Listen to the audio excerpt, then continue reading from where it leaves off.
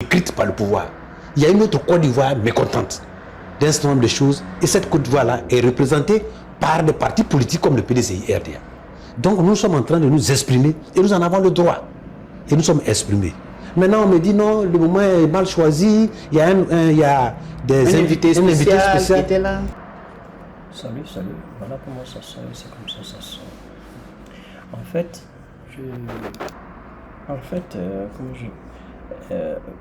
Monsieur Brendoumi et le jeune Ousmane Chérif, pratiquement sur la toile, on dit comme ça qu'ils ont fui le pays, ils ont échappé à un kidnapping. Ok.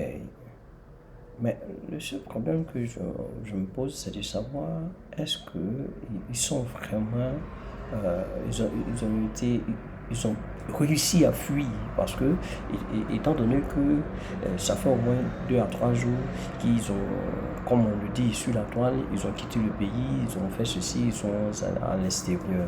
Mais pourquoi ils ne prennent pas la caméra, ou ils ne prennent pas les médias pour pouvoir s'exprimer, pour dire j'ai bel et bien échappé à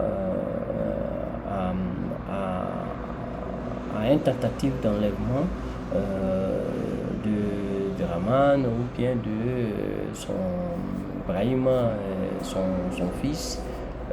Comme ça, on va un peu les dire. Mais l'idée qui me vient en tête, c'est que j'ai l'impression que ces messieurs ont été réellement kidnappés, ils ont été vraiment pris, parce que si ce n'a pas été le cas, ils auraient pu se mettre sur les toiles pour pouvoir, comment on appelle ça, s'exprimer, dénoncer ce qui a été fait, ce qu'ils ont subi. Mais ce n'est pas le cas. Bon, ça c'est des doutes qui viennent dans nos têtes, et puis bon, on n'arrive pas à pouvoir décerner. Mais comme c'est dit aujourd'hui, il y aura un entretien, pas un entretien si je peux dire, mais c'est qu'il y aura l'annonce, surtout c'est officialiser le front commun de PPACI et le PDCI-RDA. Donc, quelque part, c'est des points clés, c'est des personnes qui essentiellement doivent être présentes. Donc, moi, je crois que après cette présentation, on saura quand même quelque chose. Le PPACI ou le PDCI-RDA dira quelque chose à le sujet. Sinon, ce que nous on aura appris, c'est que les deux ont échappé à un enlèvement. Bon. On espère bien qu'ils n'ont pas été pris, ils n'ont pas pu être enlevés et qu'ils se sont réellement échappés. Mais néanmoins, si vous êtes échappés, il faudrait que vous vous exprimez afin que vous nous donnez des nouvelles de vous. L'exemple est sur M. Bogasako. Quand il a échappé, à peine il est arrivé aux États-Unis, il a pris sa caméra ou même il a été interviewé sur une chaîne. Donc, quelque part, on a été rassuré. Donc, si c'est le cas, si c'est votre cas, faites la même chose. Essayez de nous donner et faites un signe de vie pour que, bon, on arrête de nous inquiéter à votre égard. Donc, c'est ce que moi je voulais dire.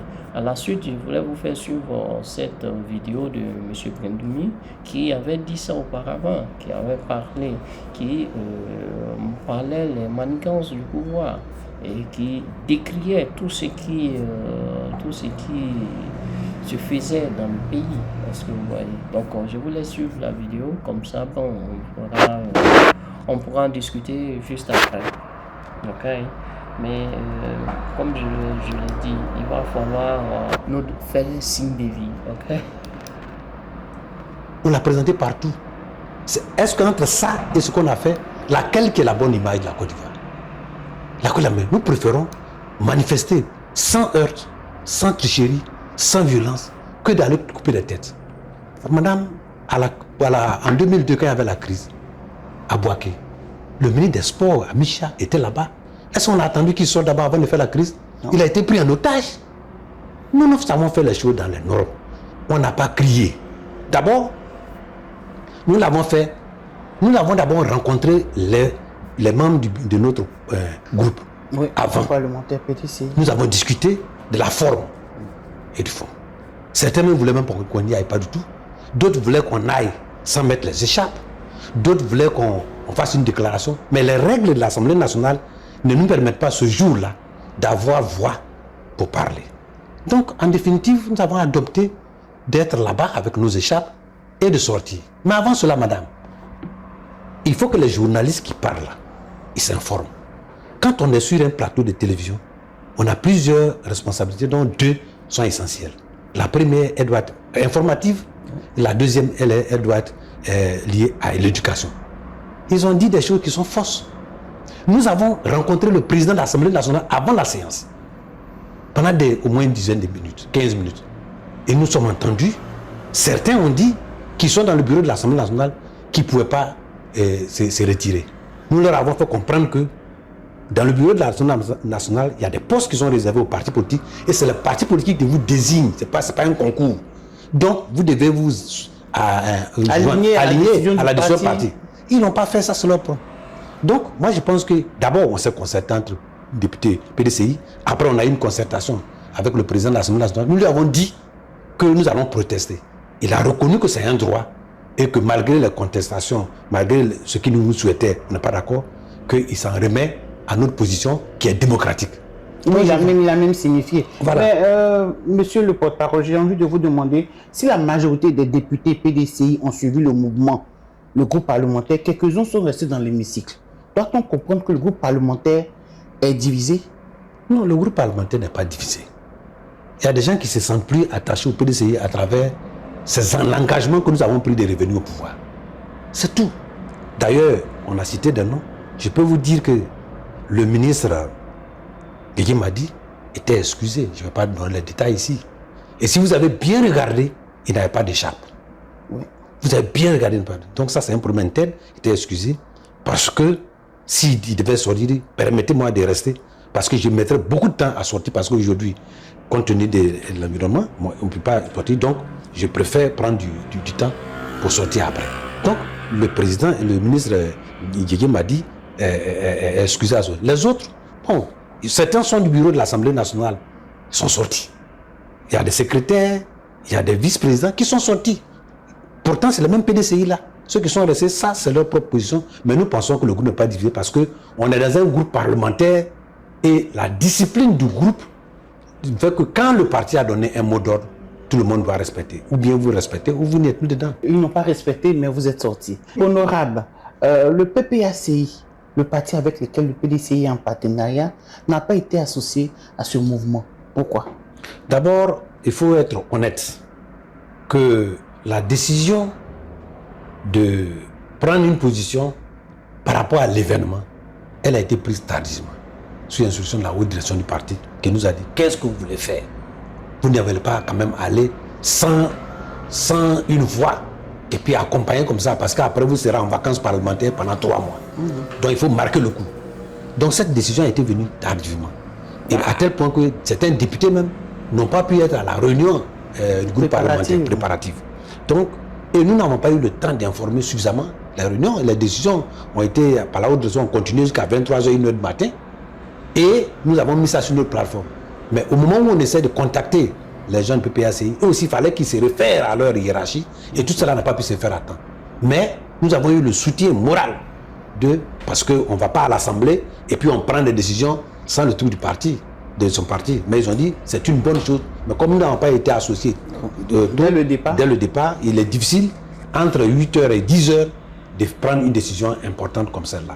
Donc c'est ça qui fait que nous n'avons pas eu. Mais ce n'est pas la première fois que nous avons soutenu le PPAC sans être sortis avec eux. Mais des fois aussi, ils nous ont soutenus sans être sortis. Mais le problème, c'est que tout ce qui contribue à un refus d'accompagner ce pouvoir dans cette voie-là est partagé entre le PPACI et nous. Oui, je vous prends au mot, ce n'est pas la première fois que le PDCI observe un mouvement de boycott pour contraindre le parti RHDP à la discussion en vue d'assainir le cadre général des élections. Pensez-vous que cette fois sera entendu? Madame, le président Houphouët-Boigny nous a enseigné, et c'est chimique, que l'eau, la goutte d'eau qui tombe n'est pas dure sur une roche. Mais par persistance, elle finit par percer la roche. nous sommes en train de faire, depuis un moment donné, des revendications de manière pacifique. Nous faisons des marches. Depuis des années, le PDCI-RDA n'a pas fait des marches. Nous faisons des marches. Et nous voyons aujourd'hui qu'il y a des réactions qui arrivent. La Doha s'est intervenue. Je sais que on a saisi l'Union africaine, on a saisi l'Union européenne, peut-être on va en parler. Donc, de plus en plus, les gens comprennent que pendant qu'on dit que tout est calme, c'est un calme qui peut précéder des mouvements plus violents. Et nous ne voulons pas qu'il y ait la violence. Et nous sommes en train de marcher démocratiquement. Le PDCI-RDA, vous voyez, c'est un parti bien structuré, bien organisé, un parti de paix. Même quand nous avons fait notre marche, madame, il y a un acte que les Ivoiriens, que les gens n'ont pas compris. Après, on a donné instruction à ce qu'on aille ramasser les autres. Ça, c'est le civisme qui est propre au PDCI-RDA. Parti fondateur, parti de paix, parti qui construit. Aucun autre parti. On n'a pas vu une douille de munitions. On n'a pas vu des machettes. On n'a pas vu de gourdins. On n'a rien vu. Mais je pense que cette goutte d'eau-là, qui semble être molle, finira par percer la roche. Parce qu'elle va la désagréger. Vous êtes optimiste? Oui, je le suis. Et je demande aux militants de croire à ce que j'ai dit à travers mon président. Le PDCI-RDA sera au pouvoir. Oui, pour être au pouvoir, il faut passer par les parrainages honorables. Nous abordons le deuxième point, le parrainage. Le parrainage électoral a officiellement débuté selon la CEI le mardi 1er juillet dernier. Comment le PDCI-RDA aborde cette phase cruciale du processus électoral? Merci madame. D'abord, les parrainages, ce n'est pas les partis politiques qui parrainent. C'est les électeurs qui parrainent un candidat. Donc, le PDCI-RDA a un candidat, c'est le président Tidjane Thiam. Et le président Tidjane Thiam a désigné ses représentants à toutes les rencontres. Un candidat qui n'est pas encore sur la liste électorale. Oui, mais madame, il n'est pas le seul qui est candidat qui n'est pas sur la liste électorale. Il y a certains même qu'on a commencé, ils n'ont pas de candidats. Il y a des partis qui n'ont pas encore de candidats. Pourtant, ça a commencé. Donc, cela veut dire que les préparatifs pour la candidature, c'est un processus que nous estimons qui est biaisé parce que ce processus est modifié à 3 mois, 4 mois des élections, ce qui est contraire au protocole d'accord supplémentaire de la CEDEAO. Et nous l'avons relevé. On doit pouvoir se baser sur ce qui était avant. S'il devait y avoir des modifications substantielles comme on l'a fait, on devait le faire avant 6 mois ou bien avant. Donc déjà la CEI viole les tests. Et nous refusons cela. Vous avez vu, nous refusons cela. Peut-être nous allons en parler. Mais quand vous faites, vous refusez ça. Mais qu'est-ce qu'on fait pour refuser ça? Madame, depuis un moment donné, nous parlons. Depuis un moment donné, nous parlons. Et je vous dis que ces élections-là ne vont pas se faire correctement, apaiser, si les conditions que nous avons posées ne sont pas respectées. Croyez-moi. On vous croit. Dans un communiqué en date du 27 juin dernier, le PDCI a relevé que des individus démarcheraient les militants de base en vue de recueillir des parrainages citoyens au profit d'autres candidats qui ne sont pas les candidats du PDCI-RDA. Peut-on savoir plus sur ces individus-là? Non, madame, je pense que le PDCI-RDA a déjà signifié à tout son personnel politique de ne parrainer personne sauf notre candidat qui est Cheikh Tidjane Thiam. Donc ça, nous avons fait. Le président du parti a fait déjà une conférence à distance avec tout le personnel politique pour leur dire, et l'informateur est en train de passer. Mais au-delà de ça, madame, quelqu'un qui veut être président de la République et qui déjà commence à tricher, ça c'est la tricherie. Puis vous allez voir des gens pour dire non, moi je suis PDCI, alors que vous êtes en train de tricher. Si vous n'êtes pas suffisamment honnête pour dire moi je suis un candidat indépendant, je ne suis pas candidat du PDCI-RDA, mais je veux que vous me parrainiez parce que je porte des valeurs. Ça c'est être honnête. Mais déjà quelqu'un qui commence à tricher en disant oui, en portant des maillots, en portant des choses, en allant dire aux gens oui c'est même PDCI. Ça c'est déjà, moi je pense que déjà les Ivoiriens doivent comprendre que c'est le faux. Et ils doivent même refuser même de leur faire confiance déjà. Parce que quand on veut commencer à tricher, ce n'est pas la peine. Moi, je bredouille. Je ne veux pas aller quelque part pour dire, bon, écoutez, moi j'ai fait la campagne dans une zone où il y avait PDCI et PPACI. Mais je ne veux pas aller voir les gens pour dire que non, je suis PPACI, votez pour moi pour les blaguer. Ça, c'est la tricherie. Ça, c'est la malhonnêteté politique. Et ça, on doit pouvoir bannir ça dans nos règles. Quelqu'un qui veut être indépendant, qu'il soit courageux pour dire aux gens, je suis indépendant, je ne suis pas PDCI, je peux porter des valeurs, je vous demande de me parrainer. S'il n'est pas franc, il est déjà forclos. Qu'est-ce que le PDCI fait pour éviter ce désordre et éviter le double emploi et la confusion dans ses rangs. Mais le PDCI travaille d'abord avec ses militants de confiance.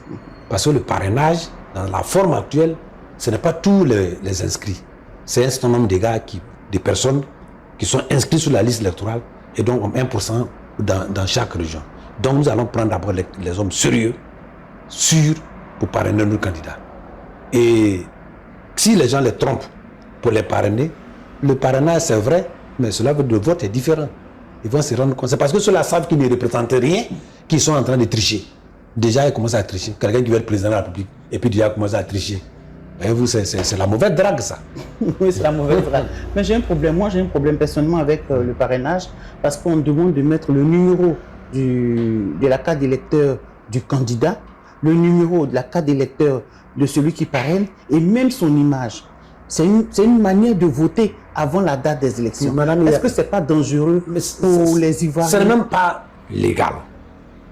Puisque le vote, même, il est confidentiel. Oui. Donc, normalement, le parrainage, si on veut bien voir, c'est une présomption de vote, c'est une volonté de vote par anticipation. C'est ça. Donc, normalement, en faisant ce parrainage de cette forme, nous violons le secret des votes. Oui. C'est de un. Deuxièmement, dans ce pays-là, les gens oublient que nous sommes sortis des crises. Imaginez, moi, Bredoni, je suis quelque part là-bas, dans une zone où il y a eu la guerre, où on se parle entre nous. Et puis, je vais venir m'exposer pour dire que je vote per personne. Après, j'ai des risques, des menaces. Et même les fonctionnaires. Et même les fonctionnaires, des risques de menaces. En plus de ça, il y a des gens qui vont dire, bon, écoutez, mais vous êtes inscrit, mais pourquoi vous avez voté ça, vous êtes ici. Donc ça, déjà, ça viole. Et puis, troisièmement, c'est ce que nous contestons. Nous disons qu'il y a une modification substantielle des conditions sur la chose, ce qui ne devait pas se faire 6 mois avant. Et ça devait, si cette chose devait se faire, on devait discuter de ça ensemble. La dernière fois au cours d'une conférence de presse, j'ai dit que ceux qui pensent que la CEI a discuté de ces problèmes en accord, en concertation, avant, ils n'ont qu'à faire la preuve. Les gens viennent mettre la preuve. Non, on a discuté avec les partis politiques, alors que c'est faux. Ce n'est pas vrai. Donc, ça viole tout. Et je pense que les structures régionales qui sont concernées doivent pouvoir en parler. Et nous l'avons parlé précisément pour que les gens comprennent que ces modifications sont anti-réglementaires, ne sont pas réglementaires. Et puis en plus de ça, vont créer d'autres problèmes encore qui vont amener à déstabiliser la cohésion sociale. Fini avec le parrainage, on revient avec le président du PDCI-LBA. Lors de sa dernière sortie dans l'émission 20h25 avec le président Tidiane Thiam, il a affirmé que l'opposition est unie. Malgré ces assurances, certains tentent de faire croire que plus rien ne va avec la CAP Côte d'Ivoire, la CAPSI, depuis que le PDCI s'est engagé avec le PPACI. Que répondez-vous? Madame, je pense qu'à ce niveau, d'ailleurs, nous avons fait une réunion tout à l'heure et notre représentant à CAPSI viendra sur votre plateau ici pour expliquer tous les détails, je vous le promets. Mais moi, je vous ai toujours expliqué, et ici la dernière fois, qu'il n'y a pas de problème fondamental entre CAPSI et le PDCI.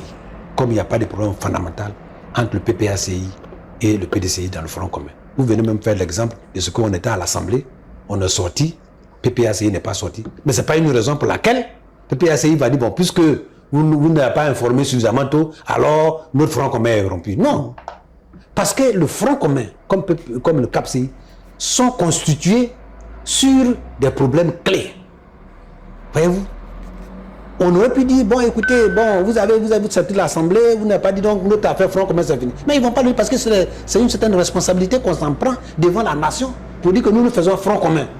On prend une responsabilité devant la nation pour dire qu'on fait CAPCI, pour résoudre un certain nombre de problèmes qui concernent tous les Ivoiriens, tous les partis politiques, tous les leaders politiques. Est-ce qu'aujourd'hui, le fait que nous signions un accord avec le PPAC Front commun, est-ce que les problèmes ont été résolus entre le PPP, le pouvoir et CAPCI, sans que ça ne prenne en compte les problèmes que le CAPCI a signé? Non.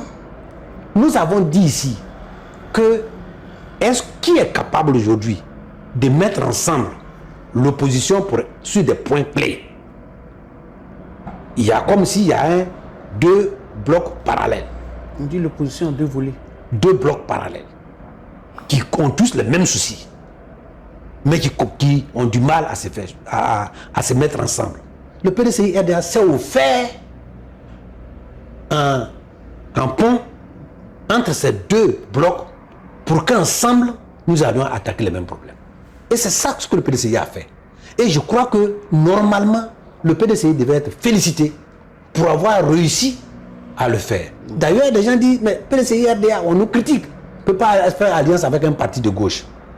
Écoutez, on a vu dans toutes les démocraties que sur certains points de la nation, il y a des votes qui sont communs. Il y a des votes qui sont communs sur des problèmes de la nation. Pourquoi en France, on a donné une voix de défiance au Premier ministre? Parce qu'il y a eu des blocs qui, sur un problème précis, ils n'étaient pas d'accord, ils ont voté ensemble pour démettre le gouvernement. Donc, c'est avec quelqu'un un problème de la nation. Est-ce qu'aujourd'hui, quand on dit il faut qu'il y ait une révision de la liste électorale pour permettre au maximum d'être inscrit, et que cette liste électorale est programmée budgétairement, et que cette liste électorale permettra aux jeunes de s'inscrire, est-ce que ce problème-là ne concerne pas les membres du CAPCI et ça ne concerne pas les membres du PSI? Ça concerne tout le monde. Est-ce que le fait d'auditer la liste, est-ce que ça ne concerne pas les autres? Est-ce que le fait de dire qu'il faut intégrer sur la liste le président Laurent Gbagbo, le président Blé Goudé qui est dans CAPCI, le président Soro Guillaume qui est dans GPS, le président Tidjara Thiamdi au PDCI, est-ce que le fait que le PDCI-RDA puisse faire en sorte que ces points-là soient en même temps inscrits au Front commun et en même temps inscrits au CAPCI, est-ce que le PDCI a fait du mal? Et quand on est dans un parti politique, ou bien on est dans un groupement, ou bien dans une association, quand un problème se pose, il est toujours prévu ce cadre de concertation interne pour en parler. Se faire fi de cela et aller quelque part en parler, je pense que ce n'est pas la meilleure façon de faire. Ce n'est pas la meilleure façon de faire et le président Tidjara Thiam en est conscient. Le président Tidjara Thiam, toujours dans son interview, a évoqué le cas des militants du PDCI qui sont en détention. Il a parlé du président de la JPDCI rurale, Innocent Yao, et de Macron Premier. Mais il a aussi cité le ministre Joël Nguessan, qui lui est RHDP. De même, il a parlé des manœuvres d'intimidation visant ses collaborateurs honorables. On voit que le président Tidjara Thiam, au-delà de sa situation personnelle, est préoccupé par l'état de droit et de la liberté d'expression en Côte d'Ivoire. Est-ce le cas? Merci madame, c'est le propre des grands leaders. Et le président Tidjara Thiam est un grand leader. Il ne pense pas à lui seul, il ne pense pas à sa sécurité, il pense à l'équipe, il pense aux Ivoiriens. Quand il cite le ministre Joël Nguessan, il ne cite pas un militant du PDCI-RDA, il cite un militant du RHDP qui a fait la pluie, le beau temps là-bas. Qui a été même ministre des droits de l'homme. Des droits de l'homme. Donc ça c'est le propre des grands leaders. Et le président Tidjara Thiam, quand il parle de l'IDH, quand il parle du problème de développement, quand il parle du problème de la dette, quand il parle du problème de la corruption, quand il parle du problème du trafic de drogue, quand il parle du problème de Gafi, le problème il parle des problèmes de la Côte d'Ivoire. Et c'est le propre d'un leader. On ne parle pas de quelqu'un, il est comme ça, il est Dieu, il est ange. Non, il parle des problèmes des Ivoiriens. C'est ce qui fait l'attraction des jeunes Ivoiriens à Tidjara Thiam. Et ça va aller en crescendo. Donc le président Tidjara Thiam, en disant, ce sont des vérités aussi ce qu'il a dit. Est-ce qu'aujourd'hui, le président de la JPDCI n'est pas là-bas? Il est là-bas. Macron est là-bas pour problème d'opinion. Ceux-là même qui sont en train de chercher aujourd'hui à se faire parrainer par le PDCI. Vous avez mis les jeunes PDCI en prison et vous voulez aller demander leur parrainage. Mais ça aussi, c'est contradictoire. Voyez-vous? Donc, en parlant de ce que le ministre Joël Nguessan, il parle aussi de ce que Brodumi a subi, de ce que ces gens ont subi. Ça dit que c'est ça. Moi, je n'ai pas dit d'aller prendre machette pour couper la tête de quelqu'un. Pourtant, on voulait m'entendre, on faisait comme si j'avais crié aux criminels. Et pourtant, il y a des gens qui ont coupé des têtes, qui ont joué de ballon. On les a vus, on a vu les bacs à verre et on ne les a pas interpellés. C'est de ça que le président Tidjara Thiam parle. Il dit que nous sommes tous menacés d'une manière ou d'une autre. Et j'ai dit la dernière fois à la conférence de presse que quand vous voyez, quand nous allons le soutenir, on dit un bossu, quand il va à l'enterrement de son frère bossu, c'est pour voir comment lui-même va être enterré. Donc aujourd'hui, c'est ça qui est le problème. Et nous demandons au pouvoir que nous faisons des propositions, nous critiquons. Notre munition, notre arme c'est la bouche, notre munition c'est la parole. Nous n'allons pas interpeller des gens ou bien insulter des gens, ou bien chercher à faire atteinte à leur honorabilité. Nous disons que c'est des actes que vous avez posés, nous accompagnons des faits et des chiffres. Acceptez cela, parce que demain nous on viendra là bientôt. On va accepter ou nous critiquer. Donc, c'est comme ça que la démocratie se fait. Dans certains pays, même on a juvelé des chefs d'État, on ne les a pas tués. Mais nous, on ne fait pas ici parce que dans notre culture, on respecte le chef. Les Ivoiriens ne vont jamais chercher à porter leurs mains sur les chefs. Ce n'est pas normal, c'est des cultures qui sont contraires aux nôtres. Et nous devons, dans la politique, intégrer les aspects positifs de notre culture, qu'on doit respecter le chef. Et nous devons respecter le chef. Et j'ai dit partout aux jeunes, attention, respectez les chefs. Sur une des chaînes de télévision, j'avais dit en son temps, du vivant le président Bédié, que évitons d'insulter les présidents et les anciens présidents qui sont nos chefs. Parce que c'est quand même des gens qui représentent tout un groupe et ils ont une vision, c'est pas la peine. Mais on voit sur nos chaînes, on voit les ministres qui vont aller insulter notre président partout dans le monde, les traités de zozo, de quoi. Et on ne voit même pas les réactions. On voit des gens aussi qui font l'apologie et, comme on le dit en anglais, prise des coups d'État festifs, libérateurs. Mais pourtant, vous voulez critiquer les coups d'État ailleurs. Il faut être conséquent envers soi-même. Nous, au PDCIR, on n'est pas pour les coups de force. On est pour des élections transparentes et on veut que ce soit transparent pour que nous puissions gagner. Si c'est transparent, là, nous, on va les battre. Oui, si c'est transparent, on va les battre. Il reste pratiquement 4 mois avant la date officielle de la présidentielle. Aucune des revendications de l'opposition sur le processus électoral n'a été satisfaite. Nouvelle révision de la liste électorale, réinscription des leaders radiés sur la liste électorale, réforme de la CEI. Que pouvez-vous dire pour rassurer les militants et les sympathisants du PDC-RDA qui vous regardent là maintenant? Madame, j'ai donné l'exemple de l'eau du président Houphouët-Boigny. Il y a des choses qui vont se passer. Je vous apprends que ce matin, nous avons eu à rencontrer la CEDEAO qui est actuellement en Côte d'Ivoire pour parler de ces problèmes. C'est pas trop tard? Nous avons rencontré des gens de Democratic Union. Nous sommes en contact avec les structures telles que l'Union africaine, comme l'Union européenne, etc. Et je pense que tout le monde commence à comprendre qu'il y a un problème. Contrairement à ce qu'on dit, à partir du moment où tout le monde sera conscient qu'il y a un problème, nous avons demandé qu'il y ait un dialogue. Et c'est à travers ce dialogue que nous avons fait. Et je suis convaincu qu'il y aura un dialogue. Et à travers ce dialogue-là que nous allons faire. Si le RDA est au pouvoir aujourd'hui, c'est à travers des dialogues, bien sûr. Accra 1, Accra 2, Pretoria, etc. C'est à travers ça. Sinon, personne ne pouvait forcer le président Gbagbo à signer, à prendre une décision pour autoriser leur candidat à candidat. Mais c'est à travers le dialogue. Mais le pouvoir refuse. Mais je pense qu'il y aura un dialogue. Parce qu'il n'y a pas un dialogue, il n'y aura pas d'élection transparente acceptée de tous. Et chez nous, on dit toujours que quand un insecte pique, l'effet n'apparaît pas immédiatement. Plus tard. Ils vont peut-être vouloir faire le forcing. Mais les Ivoiriens ne sont plus en 2020. Nous sommes déjà en 2025. Donc, le 2010, ceux qui étaient en 2000, ils ont 15 ans. Donc, ce n'est pas la même chose. Les Ivoiriens ont compris. Nous sommes en train de maintenir la cocotte pour leur dire, ne faites pas ça. Mais à un moment donné, s'ils continuent, ça va nous échapper, nous tous. Et dans ce mouvement qui va venir, Dieu seul sait qui sera victime, qui ne sera pas victime. Donc, moi, je demande ce qu'on demande, qu'il y ait un dialogue. Et comme eux, ils pensent qu'ils sont majoritaires, ils ont tout fait, ils ont des ponts, ils ont de partout. Un bilan inatteindable. Mais ils n'ont qu'à nous laisser, on va aller. Mais je ne comprends même pas. Quelqu'un qui dit, moi je suis fort, j'ai tout pour là, tu ne peux rien contre moi. Mais maintenant vous refusez qu'on ait des gens compétitifs. Dans un pays où on veut faire des élections présidentielles, où on refuse de faire la révision de la liste électorale en année électorale présidentielle, on va le faire après les présidentielles. Vous voyez ça? Dans un pays où tous les partis politiques majeurs, le premier parti politique, le deuxième parti politique de l'opposition qui est à l'Assemblée, le deuxième et les individus, on veut tout éliminer et puis se choisir. On dit plan B, mais eux n'ont pas fait plan B en 2000, ils n'ont pas fait plan B en 2010, ils n'ont pas fait plan B en 2020. Alors c'est quelle part ça? On dit non, nous, notre gars, notre président, il a de l'âge, et si vous voulez que vos papas viennent, on va venir notre papa. Mais nous, Dieu a pris notre papa, bon, ça nous fait mal. Mais maintenant, comme on n'a pas de papa, on a pris notre frère. Maintenant, ils sont là, ils viennent nous voir. Et puis en plus de ça, ils se permettent même de dire que nous, on n'a qu'à venir au RHDP. Mais c'est grave ça. Ceux qui crient au feu, c'est eux qui ne respectent pas le commandement du feu. Il faut dire le dialogue. Vous refusez le dialogue. Il faut dire j'ai un PDCI. Vous dites il faut casser PDCI. Il faut dire j'ai mon petit-fils qui est là, ce sont mes héritiers. Vous dites il n'est pas ivoirien. Ça fait 4 mois, il demande c'est quoi la nationalité, on ne peut pas lui donner. À cause de Tcham, on a changé les règles de cette nationalité jusqu'à maintenant, on ne sait même plus. Bientôt même, on dira que il y a des gens qui sont allés sur des antennes, des juristes, pour dire qu'avoir un certificat de nationalité ne demande pas ta citoyenneté. Ouais. Bon Dieu.